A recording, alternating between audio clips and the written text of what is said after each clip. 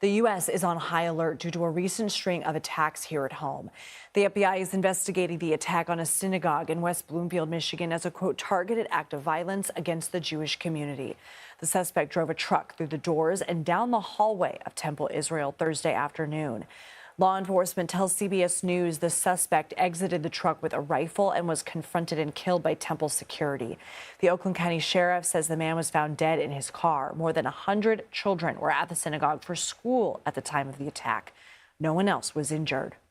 This is one of several that has taken place across the country over the past week. The FBI is investigating a deadly shooting at Old Dominion University in Virginia as a potential act of terrorism. One person was killed and 2 others were injured during the attack. And over the weekend, 2 teens were arrested after throwing homemade explosive devices allegedly outside the mayor's mansion in New York City. The bombs did not detonate and no one was injured. CBS News senior coordinating producer of our crime and public safety unit, Anna Schecter, joins us now. Let's go back to Michigan. Let's talk about the suspect and what you're learning about him. Sure. Well, Ayman Ghazali, 41 years old, was born in Lebanon, moved to the U.S. in 2011, came here on a spousal visa. He was a naturalized citizen, naturalized in 2016. He worked at a local restaurant, and our own Asha Qureshi spoke to community members who were shocked that he carried out this horrific attack, but he'd become reclusive in the last week. This was apparently after his 2 brothers and children from one of them were killed in strikes on Hezbollah targets in Lebanon. And so what else are we learning about the security guards who jumped into action? Well, one of the security guards confronted him and he was knocked unconscious. He had to go to a local hospital, and he's going to be okay, but he did stay overnight.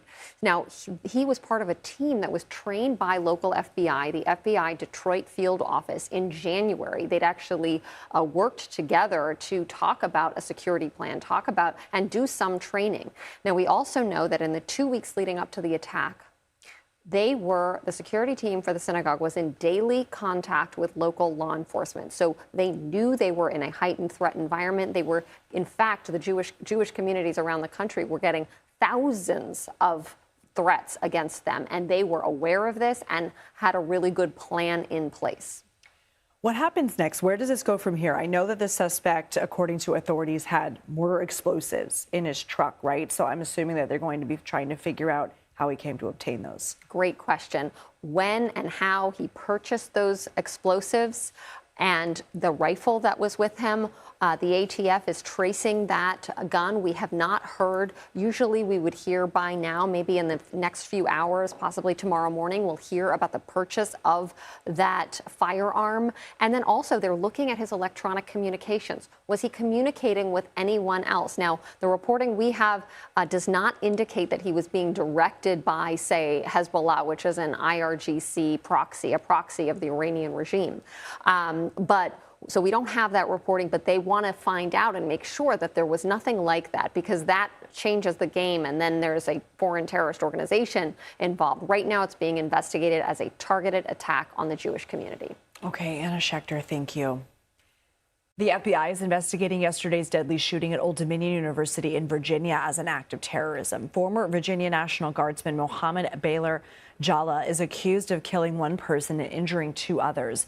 Authorities say the shooter walked into a class at Old Dominion yesterday and asked if it was an ROTC class. And when someone said it was, he began shooting. Investigators have confirmed that ROTC instructor Lieutenant Colonel Brandon Shaw died in the attack. 2 other people were hurt, and our Norfolk affiliate talked to friends of the instructor who was killed.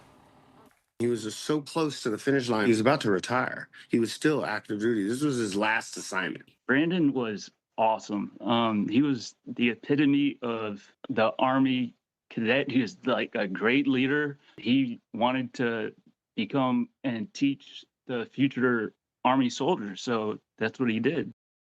In a social media post, Virginia's governor said, quote, Lieutenant Colonel Shaw didn't just lead a life of service to our country. He taught and led others to follow that path.